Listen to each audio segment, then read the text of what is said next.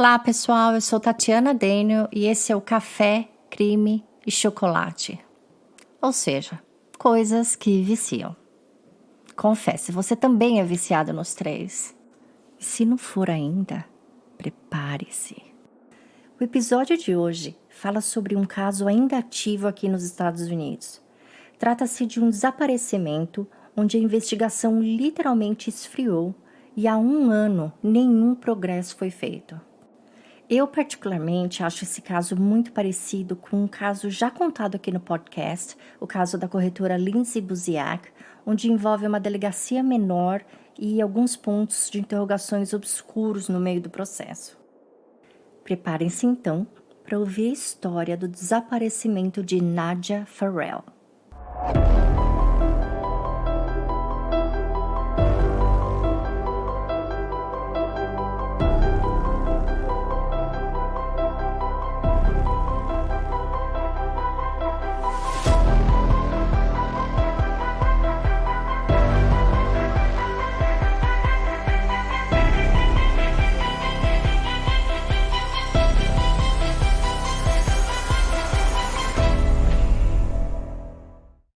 Nadja Farrell tinha 30 anos de idade quando desapareceu próximo a Indianápolis, capital do estado de Indiana, no norte dos Estados Unidos. Nadja havia nascido em uma cidade menor, ali em Indiana mesmo, chamada Gary, e se mudou para Indianápolis aos 18 anos para tentar uma vida melhor. Ela frequentou uma faculdade técnica e se certificou como instrumentadora cirúrgica. Mais tarde, Nadja viria a ser mãe de 2 meninos e também guardiã temporária de mais 3 outros. Na América do Norte, é muito comum que crianças órfãs ou crianças em posse do conselho tutelar, seja porque os pais estão presos ou porque simplesmente não estão em condições de cuidar do filho, ao invés dessas crianças irem para abrigos, eles são colocados em casas de família que são chamadas de foster homes, enquanto os pais são chamados de foster parents. Nadja era uma foster parent e todos que a conheciam diziam que ela era muito carinhosa, muito dedicada em tudo que fazia e cuidava super bem das crianças. Após ter se tornado mãe, ela preferiu ficar em casa cuidando das crianças, até mesmo porque o governo ele remunera famílias que se oferecem para ser uma foster family, então eu vejo que foi mais ou menos isso que ela fez. Trocou a opção de trabalhar fora e deixar os 2 filhos em uma creche por ficar em casa, talvez ganhando até a mesma coisa, mas cuidando de 5 crianças ao invés de 2. Ela morava com seus filhos e seu noivo em um apartamento em um bairro chamado Avon, bem pertinho de Indianápolis. Na verdade, Avon é como se fosse um pequeno distrito, uma cidadezinha, mas que faz parte do conglomerado de Indianápolis. O noivo de Nadja era o pai do 2º filho dela, e eles estavam juntos há 10 anos. Em 2017, ele a deu um anel de noivado, mas eles não tinham ainda uma data prevista para o casamento. Ao longo desses 10 anos de relacionamento, tudo parecia estar bem entre eles, até que em março de 2009, o casal decidiu se separar, e Nadja pediu para que o noivo fosse embora do apartamento. Segundo a irmã dela, que deu uma entrevista ao podcast Crime Junkie, o casal ainda estava na fase de acertar os ponteiros com relação a essa separação, quando Nadja desapareceu. Nadja tinha acabado de arrumar um emprego em uma padaria muito conhecida aqui, chamada Panera Bread, e ela estava apenas no seu 3º dia, quando sumiu sem deixar rastro. De acordo com as poucas informações liberadas pela polícia, Nadja foi vista pela última vez em seu apartamento pelos filhos e pelo noivo, às 3 horas da manhã, no dia 15 de março de 2019. Ela, que entraria no trabalho às 5 da manhã, teria acordado às 3 e pedido para o noivo preparar as crianças para a escola e os levar mais tarde, pois ela teria que sair bem cedo. O carro de Nadja foi visto através das câmeras do condomínio, deixando o estacionamento às 3h20 da manhã. O dia passa e por volta das 4 horas da tarde, a mãe de Nadja, Dona Paula, recebe uma ligação de uma assistente social dizendo que a filha não buscou nenhuma das crianças na escola. Dona Paula na hora se assustou, pois Nádia seria a última pessoa a atrasar para buscar um filho na escola. Até mesmo porque esse novo emprego dela era das 5 da manhã até o meio-dia e as crianças só saíam da escola no fim da tarde. De acordo com Dona Paula e também as professoras da escola, Nádia era uma pessoa extremamente responsável. Ela era inclusive a pessoa que todo mundo pedia ajuda quando algo muito importante precisasse ser feito, justamente porque ela era assim considerada Miss Responsabilidade. Sabe, aquela que nunca pisa na bola?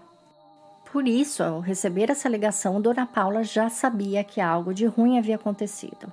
Ela só não sabia o quê. Primeira coisa, então, que ela faz é ligar para amigos, vizinhos, para o noivo de Nádia. Começam a ligar para todo mundo. E depois, só no fim da tarde, lá pelas 5:30 da tarde, quando um dos amigos deles, que era parente de um policial, disse: "Vocês já ligaram para a polícia?" E a mãe dela: "Olha, eu não sei, não tem um prazo, né, de tempo para ligar para a polícia após perceber que uma pessoa sumiu." E ele foi a pessoa que disse: "Não, não tem prazo, liga agora." Então era mais ou menos 5:30 quando eles fizeram a primeira ligação para a emergência. A primeira coisa que o policial que atende a ocorrência faz é entrar em contato com o Panera Bread, que é a padaria que ela trabalhava, para saber se ela estava bem aquele dia, se algo tinha acontecido. Mas o que o gerente diz é: Nádia nunca apareceu para trabalhar hoje. Ela não ligou e não veio. O que coloca então Nádia desaparecida há pelo menos 12 horas. Muita gente, inclusive, questiona o fato da padaria nunca ter ligado para ninguém informando que ela não foi trabalhar. Mas a rotatividade nesse tipo de emprego é tão grande que não dá para você ficar atrás de qualquer pessoa que falta no trabalho. E lembre-se que esse teria sido o terceiro dia. Então o gerente podia muito bem ter pensado: ela começou e já não gostou e não vai ficar. E não ligou para ninguém para informar. Entendeu? Eu entendo que se tivesse ligado, talvez a investigação teria trazido outras coisas, mas não tem como obrigar eles a fazerem isso com cada pessoa que não aparece para trabalhar, porque o nível assim de gente que não aparece é muito alto. Bom, esse policial que atendeu essa ocorrência, ele era da Delegacia Regional de Indianápolis, da capital. Porque o último lugar que ela deveria ter estado seria a padaria onde ela estaria trabalhando. E essa padaria fica no mapa de Indianápolis. Como ele acaba descobrindo que ela nunca foi trabalhar, a busca agora tem que partir para o último lugar onde ela estava com certeza, que era a casa dela no bairro de Avon. Então, por conta de burocracia, esse caso tem que passar para a regional de Avon. Só que isso era uma sexta-feira, 5:30, 6 da tarde. Então, adivinha o que acontece? Um detetive só é assinalado ao caso na segunda-feira de manhã. Ou seja, o caso fica abandonado o final de semana inteirinho. Essa é a parte desse caso que eu fiquei indignada e comecei a fazer minha própria pesquisa para achar um culpado. Por que ninguém pegou esse caso antes? E por mais motivada que eu estivesse para achar um erro nisso, não tem um erro. O que acontece é que a delegacia de Avon é tão pequenininha e eles não estão acostumados a lidar com esse tipo de ocorrência, tá? Não tem um detetive só de homicídio, não tem um departamento de pessoas desaparecidas. E eles até chamariam, tá? Que é o que eles fizeram, depois eles acionaram o FBI na hora. Tudo foi feito muito certinho. O problema é que no sistema mesmo, quando essa pessoa de uma delegacia colocou lá no sistema transferir para a próxima, a funcionária que recebe essas transferências e assinala a um detetive já tinha saído do trabalho, e esse tipo de cargo naquela delegacia minúscula não trabalha de final de semana. Então, pelo menos não é assim algo que aconteceu que alguém fez de propósito, sabe? Eu acho que são com os erros que as pessoas aprendem e a delegacia de Avon depois fez de tudo e carregaram esse caso assim com a atenção que precisava. Em casos assim de desaparecimento, as primeiras 72 horas são primordiais. E, nesse caso, elas foram perdidas, mas a polícia, mesmo que depois não esteja focando tanto em encontrar a pessoa bem, ela tem muito trabalho para fazer em busca de evidências. E foi isso que a polícia de Avon fez. Na segunda-feira, então, ao pegarem o caso, eles literalmente fazem um pente fino na região. Conversam com todo mundo que tinha envolvimento na rotina de Nádia e nada.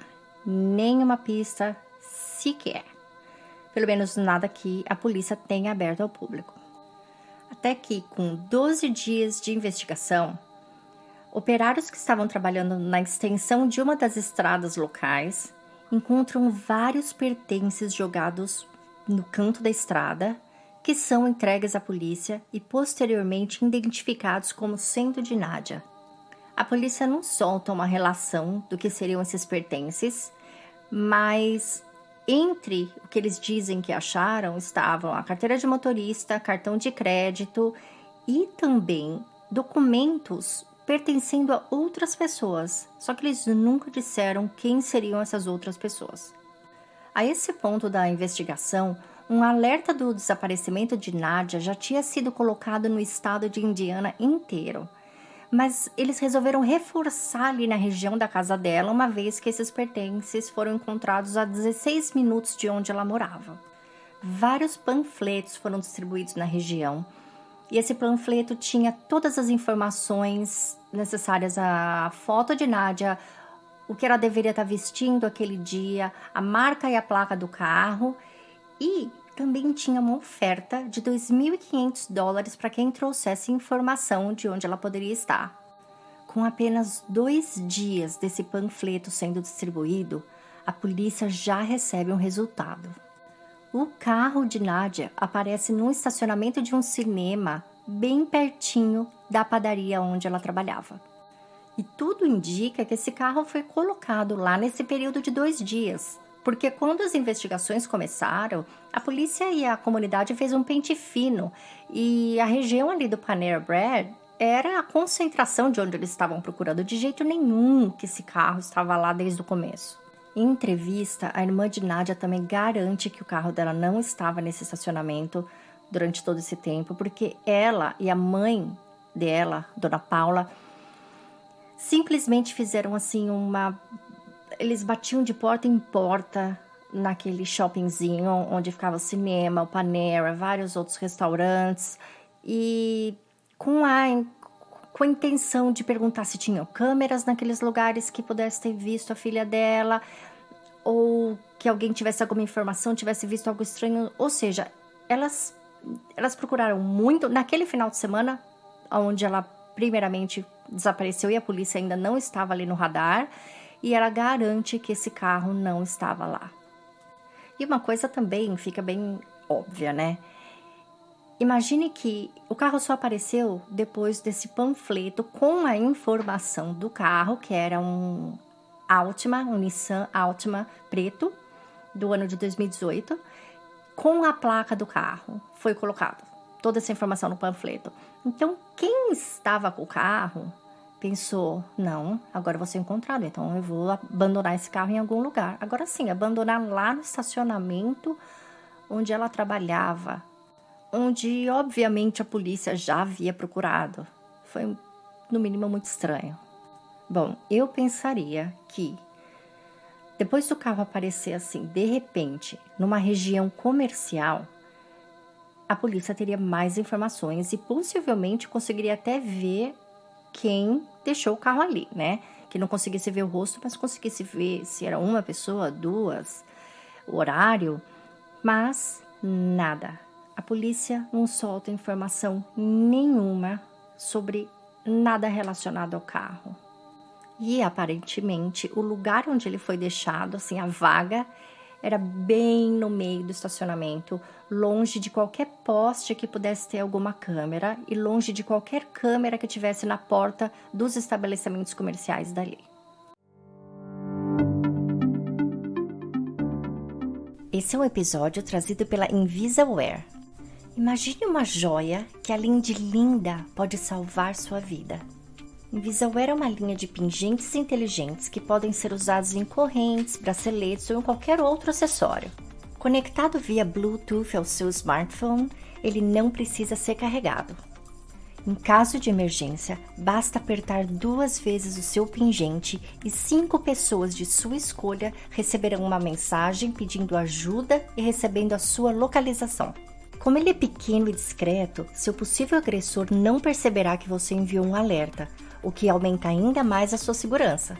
Os pingentes, disponíveis nas cores prata, ouro, ouro rosé e chumbo, funcionam via aplicativo grátis.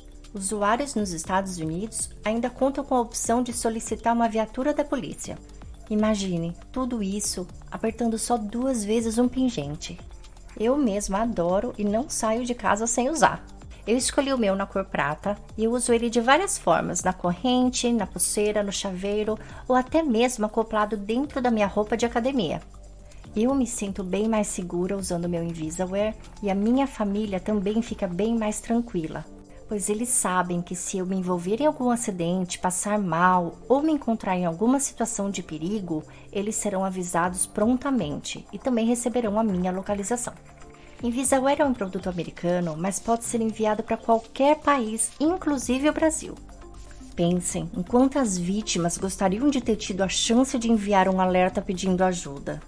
Por isso, não espere algo acontecer. Garanta o seu Invisaware já.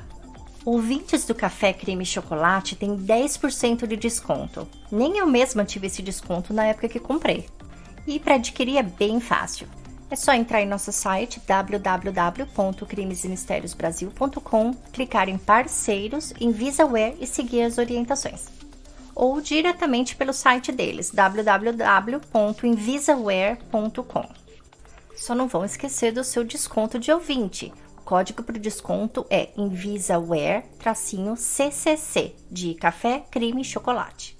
Corre lá, proteja-se! A polícia de Avon não tem provas de que esse carro foi colocado ali dentro desses 2 dias de distribuição dos panfletos. Dentro de uma investigação, é claro que tem as suposições, mas o curso que ela deve tomar tem que ser baseado em provas concretas. E baseado em provas concretas, eles tinham o depoimento do noivo dizendo que ela saiu de casa às 3h15, a câmera do condomínio mostrando o carro dela saindo às 3h20 da manhã e a informação dela mesma, que ela teria dado para o noivo, de que ela iria trabalhar. Então, eles montam ali um cronograma para o dia que ela desapareceu. Só que esse cronograma não bate. Eu vou colocar no nosso site fotos do mapa ali da região e dá para perceber que tudo ali é muito perto. A informação que a gente tem é que a casa dela, né, o apartamento dela, ficava 30 minutos no máximo do Panera Bread que ela iria trabalhar. Então, se ela saiu 3h20, mas o horário dela entrar no trabalho era só às 5, alguma coisa está errada. Onde ela teria ido? Durante as entrevistas da polícia com as pessoas que faziam parte da vida da Nadia, inclusive com o gerente que treinou ela só por 2 dias no Panera Bread, uma dúvida de todo mundo era: como assim? Porque ela saiu 3h20 de casa, se ela só entrava no trabalho às 5? Esse cronograma, então, não estava fazendo o menor sentido. Uma outra coisa que não fazia sentido nenhum era o fato de que o uniforme e o sapato de trabalho de Nadia também havia ficado em casa. Só esses 2 fatos para mim já dizem que ela não saiu de casa às 3h20 para trabalhar. Ponto final. Se ela saiu para outra coisa. E se ela saiu realmente. Eu digo isso porque a câmera do condomínio que flagra o carro dela saindo às 3h20 não mostra quem está dirigindo. Estava muito escuro, a resolução da câmera era muito ruim e a câmera estava muito longe de onde o carro estava parado. O engraçado é que ninguém questiona isso. Bom, a família dela deve questionar, até porque as irmãs dela estão muito em cima desse caso, mas a polícia não abre essa informação. Deixa eu explicar uma coisa. Eu sempre estou falando que aqui nos Estados Unidos a gente tem acesso a tudo que está no processo, a investigação, e a maioria das ocorrências são de conhecimento do público, porque uma vez que você paga imposto, você tem o direito de saber o que eles estão fazendo, que horas, e até de, literalmente, assim, meter o pitaco, às vezes, em alguma coisa. Mas casos de desaparecimento de pessoas não entram nesse quesito de ter que, obrigatoriamente, ser colocado em público. Até porque uma informação ali pode realmente desviar a polícia e o criminoso um do outro, e pensa que se o público está tendo acesso, o criminoso também está. Então, com crianças desaparecidas e com pessoas desaparecidas em geral, o arquivo fica bloqueado, não dá para ver. Com o caso de crianças desaparecidas, ele fica sempre bloqueado, totalmente. Com o caso de adultos desaparecidos, dá para pedir o desbloqueio dessas informações, mas eu não consegui descobrir por que não foi pedido nenhum desbloqueio. E a imprensa não pediu, e nem a família, porque não tem nada colocado público. Essa questão das câmeras não mostrarem nem ela dirigindo o próprio carro e nem a pessoa que deixou o carro no estacionamento do cinema estarem visíveis, isso até não é o principal. Isso dá para perceber. Uma pessoa dirigindo ali, indo naquele lugar, consegue ver que não há câmeras tão próximas assim. O que me deixa um pouco mais com o pé atrás é que, e as informações de dentro desse carro, entendeu? E as evidências coletadas da maçaneta, do volante, de tudo dentro de carro. Isso não tem em nenhum jornal, não tem em nenhuma informação, nenhum grupo de discussão da família, nada. Cada pronunciamento que a polícia fazia sobre esse caso, eles diziam que eles estavam em processo de estudo do caso. Eles estavam coletando evidência, coletando informações de câmeras, entrevistando pessoas, e que o trabalho estava sendo feito. A investigação estava em andamento, só que nenhuma informação a mais era dada. Até que no dia 8 de abril, praticamente 3 semanas após o desaparecimento de Nadia, a polícia de Gary, que é a cidadezinha que Nadia nasceu, liga para a polícia de Avon e diz: olha, tenho algo aqui para vocês.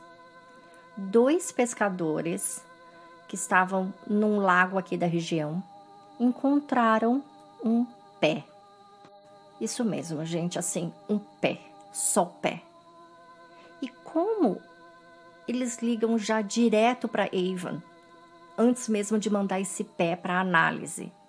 Porque esse pé tinha uma tatuagem, e a tatuagem dizia Nadia.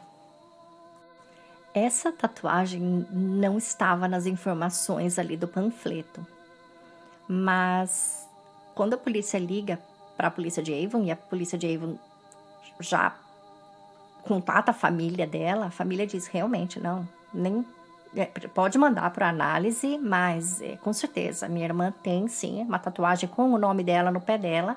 Aí eles mandaram uma foto, e só de comparar a foto eles já viram que era a mesma tatuagem. Mesmo assim, o pé foi para análise e depois voltou com resultado positivo de DNA, indicando ser o pé de Nadia. A polícia prontamente coloca uma equipe de busca nesse lago, que fica por 2 dias fazendo uma varredura, tentando encontrar qualquer coisa que seja, só que nada é encontrado, absolutamente nada. Nesse momento, a família de Nadia fica com aquele sentimento duplo, sabe? É um alívio e uma tristeza ao mesmo tempo, porque Ao achar o pé dela, eles imaginam que ela não está mais viva. E então, nesse momento, aquela esperança de encontrá-la com saúde e bem, meio que vai por água abaixo. E aquela outra sensação de, sabe, de fechamento de ciclo, encontrar o corpo, poder fazer um velório, saber o que aconteceu, conseguir através de uma autópsia mais informações sobre o que se deu esse crime, né? Como ele se deu, nada, porque um pé somente não diz nada. Então, a família parece que entra até num ciclo pior ainda, sabe? De imaginar o que aconteceu. E se coloca no lugar deles, né? Não é nada bom você imaginar o que aconteceu com alguém que só foi encontrado um pé. Esses 2 dias de busca no lago foram cruciais para a família. Eles tinham quase certeza que o corpo de Nádia seria resgatado. Só que a polícia avisou que nada, não havia nada. E depois disso, o caso parece que esfriou de vez, porque nunca mais a família recebeu contato algum da polícia, e nem a imprensa. 3 meses depois do pé ser encontrado, uma das irmãs de Nádia contatou a polícia e ela perguntou se tinha mais alguma coisa, como é que estava o andamento, se ela podia dar uma olhada no processo, e eles disseram que tudo continuava igual. E aí ela mesma perguntou, viu, e quanto às câmeras, que vocês estavam buscando informação das câmeras dos comércios ali onde o carro foi deixado? E aí que o policial disse, olha, realmente tô dando uma olhada aqui, o cinema não tinha câmera, estava muito longe da vaga, mas um outro restaurante conseguiu uma imagem, disponibilizar para eles uma imagem do carro chegando naquele local. E estava assim, super de longe, segundo o policial, porque ela não viu, ela não teve acesso a isso, mas o policial dizia que o carro foi colocado, o carro chegou, dá para perceber que um homem sai de dentro do carro, o que parece ser um homem de longe. Nisso, um outro carro chega, para bem ao lado, ele entra nesse outro carro e sai. O que faz a gente entender que não é só uma pessoa envolvida nesse crime, são 2, né? O que levou o carro e o que buscou esse motorista. O fato é, agora em março de 2020, completou 1 ano do desaparecimento de Nádia. E nada mais foi dito sobre o assunto, nada. No dia do aniversário de 1 ano, a delegacia que está com o caso dela fez um post no Twitter dizendo que, olha, 1 ano do desaparecimento de Nádia, se alguém tiver alguma informação, por favor, ligue para o Crime Stoppers. Deram um número, mas nada. Então, eu fico aqui com algumas dúvidas, sabe?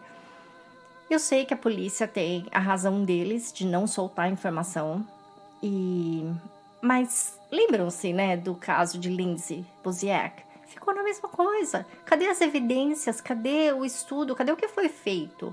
Então, eu fui entrar, eu passei acho que 2, 3 dias, assim, procurando tudo que eu pudesse encontrar sobre esse caso, e não assim, eu sei que o caso não está público, mas eu fui tentando recortar informação daqui e dali do jeito que eu podia. Como, por exemplo, tudo que uma delegacia faz tem que ser colocado num relatório no ano seguinte, né? Como se fosse uma justificativa de como essa delegacia utilizou o dinheiro. Então, eu pensei, ok, ninguém comenta nada sobre as buscas feitas dentro do apartamento. Teve busca feita dentro do apartamento, foi retirado evidências dentro do apartamento, teve uma equipe forense visitando o apartamento.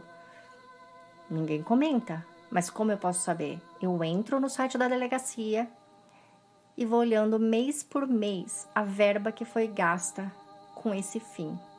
E é muito interessante porque eu vou até colocar o link desse documento do PDF, Se alguém, né, que entende inglês quiser dar uma olhada, se é da área, quer ver como isso é feito, eu vou colocar lá no nosso site. E eu reparei assim, eles têm um gráfico, desses gráfico pizza, mostrando o tempo que essa delegacia colocou em cada aspecto do trabalho deles. Então, tá dividido lá entre roubo de veículos, brigas, ocorrência de acidente de carro. E aí tá lá, bom, homicídios tá 1%. E eu sei que o caso da Nádia foi colocado como homicídio, tá? Então significa que ela representa 1%, entende? Porque aqui o ano começa em agosto e termina em julho, okay, né? Não tem que ter um mês fora, termina em julho, porque ele começa sempre na primeira semana ali de agosto, o ano fiscal. Então, quando eu puxei tudo, eu olhei 2018, 2019 não tá pronto ainda, mas a busca no apartamento dela teria que ter sido feita em março, abril, no máximo maio, entende? O carro dela, quando apareceu no estacionamento, ele apareceu em abril. Então, se alguém fez algum teste de DNA, esse teste teria que estar na planilha de custos daquele mês. E eu não encontrei nada. E eu vou dizer uma coisa, viu? Tem grupos no Facebook de discussão de crimes, muitos deles eu faço parte. Eu nunca vi ninguém ter coragem de chegar lá no grupo e falar, olha, eu fui dar uma olhada no gráfico de gastos daquela delegacia. Mas eu fui, porque eu queria entender o que aconteceu. Principalmente porque eles não dão essa informação para a família, isso não é justo. Se esse caso fosse na Flórida, eu não estaria fazendo isso, porque isso ia até em contradição com um outro trabalho meu, eu não poderia. Mas já que eu não trabalho em Indiana, eu olhei. E outra coisa, né? É público. O problema não é olhar e reclamar, né? Eu também não tô indo reclamar, não liguei na delegacia. Eu sei que a Ashley Flowers, do Crime Junkie, ligou, tentou falar com o policial, mas ele também já deu um corte nela e falou que a investigação está em andamento e não tem nada que ele possa comentar. Então, mas eu também não sei se a Ashley chegou a fazer essa busca que eu fiz nos custos, né, daquele ano, nos gastos, quer dizer. Então, uma outra coisa, tá, que eu pesquisei. Eu imagino que, não é o que eu imagino, é óbvio, tá, numa investigação dessa de pessoa desaparecida com suspeita de homicídio. Eles teriam que ter levado um cachorro cão farejador, né? Um K9. Eu olhei ali no site da delegacia e tá listado ali direitinho os 3 cães que eles têm, com o nome deles e com a certificação de cada cachorro. E dentro da certificação tem quantas horas cada um desses cachorros treinou para cada tipo de busca, para narcóticos, para prisão, várias outras coisas. Eu vou abrir até aqui para eu poder dizer direitinho para vocês. Pronto, as informações estão aqui. Bom, esses cães dessa delegacia fizeram 940 horas de treinamento naquele ano. Sendo 173 horas em treinamento militar, 110 em busca de narcóticos, 102 horas em busca dentro de veículos, 85 em prisão e 35 em apreensões. Nada em busca de corpos ou de pessoas. E eu sei que existe um treinamento totalmente diferente para corpos e pessoas. Tem cães, inclusive, que eles poderiam ter levado, que detectariam a presença da Nádia viva no apartamento e dela morta, mesmo que ela tivesse passado apenas 15 minutos lá dentro. Então, isso aparentemente não foi usado, gente, porque se eles emprestaram esse cão de outra delegacia, existe um formulário que precisa ser preenchido. Eu vejo todos esses formulários dos cães ali, mas eu não vejo nenhum desse. E eu não vejo custo, né? Porque você teria que fazer um repasse de custo para outra delegacia e não tem. Então eu sei que isso é ser, assim, o cúmulo da enxerida. Esse caso não é mesmo? Esse caso é um cold case, mas eu acho injusto que a família não receba informação e que os filhos dela, eles não têm nem direito a um atestado de óbito. Lembrem no caso de Mike Williams, que eu contei, e que a mulher dele fez de tudo lá para conseguir um atestado de óbito, porque ela queria acessar o seguro de vida deles. Os 2 filhos da Nádia, o menino mais velho dela, ele perdeu o pai 6 meses antes dela desaparecer, tá? Imagine o psicológico desse menino, a vida dele. Eu creio que ele tem alguma ajuda do governo, né? Porque ele é menor de idade, ele mora com a avó agora, mas eu sei também a diferença de você ter um atestado de óbito da mãe, outros fundos que ele conseguiria acessar com isso. E não tem, porque não tem corpo, não tem atestado de óbito. Eu não pesquisei isso em Indiana, gente, mas eu sei que é o mínimo de 5 anos, tá? E mesmo com o pé dela, até a data de hoje, não tem atestado de óbito. As 3 outras crianças que moravam com ela, na forma de foster kids, né?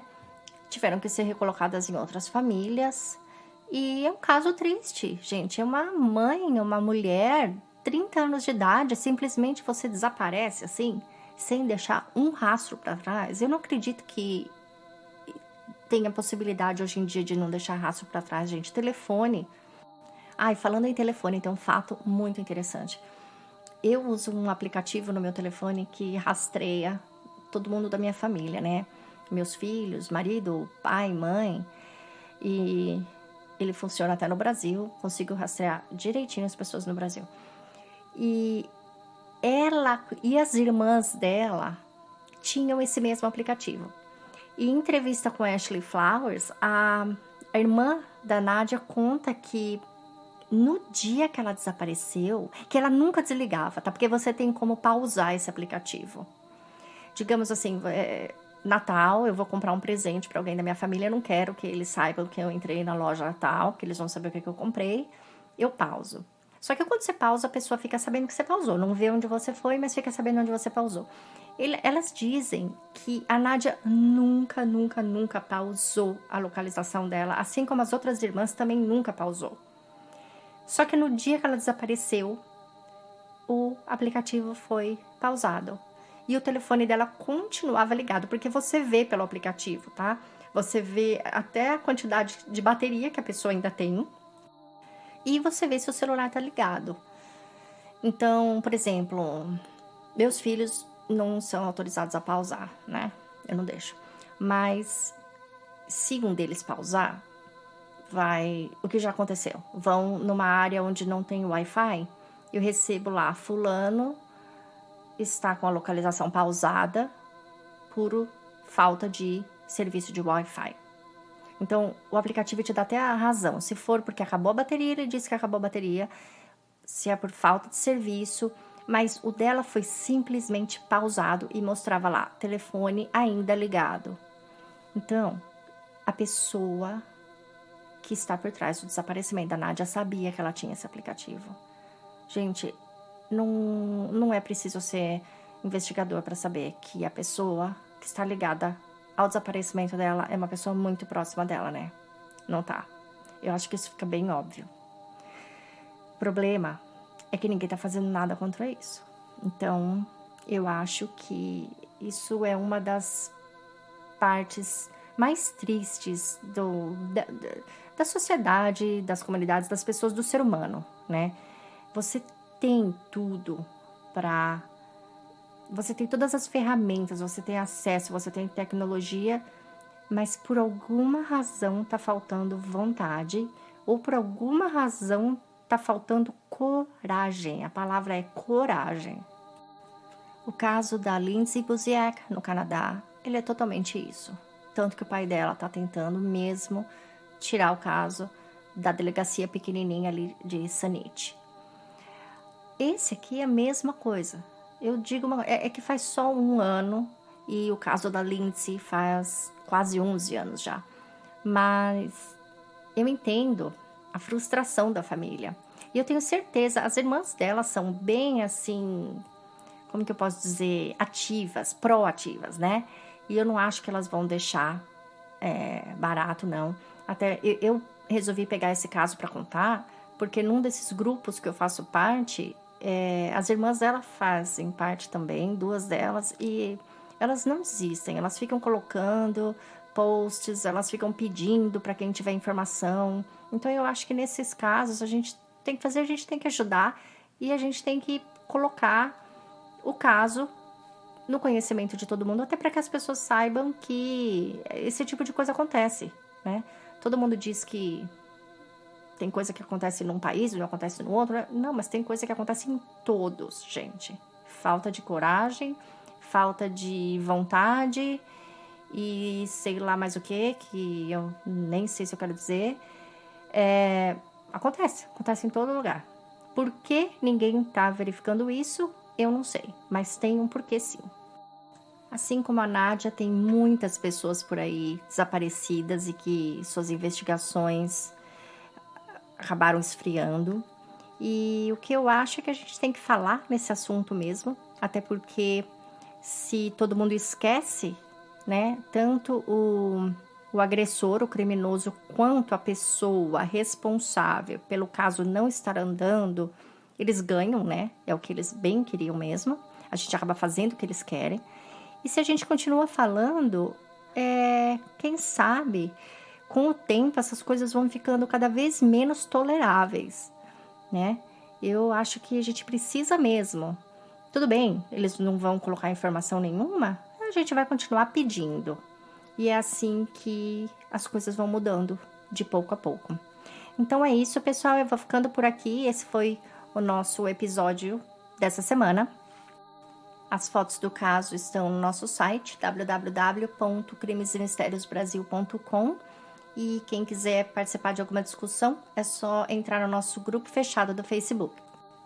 Eu queria colocar aqui para vocês que quem quiser sugerir um caso, é só ir no nosso site, clicar em contato, e aí vai ter ali enviar sua mensagem. Você coloca o nome, seu e-mail e escolhe a opção sugerir caso, porque assim vai para a pastinha certa e aí vocês escrevem ali qual é o caso, por que vocês querem que eu conte, se tem alguma informação extra, né? Se vocês fazem parte da família, amigo, conhece a pessoa relacionada ao caso, mas usem esse formulário, ok? Porque às vezes eu recebo mensagem no direct do Instagram e aí ali fica um pouco difícil para eu acompanhar, tá bom?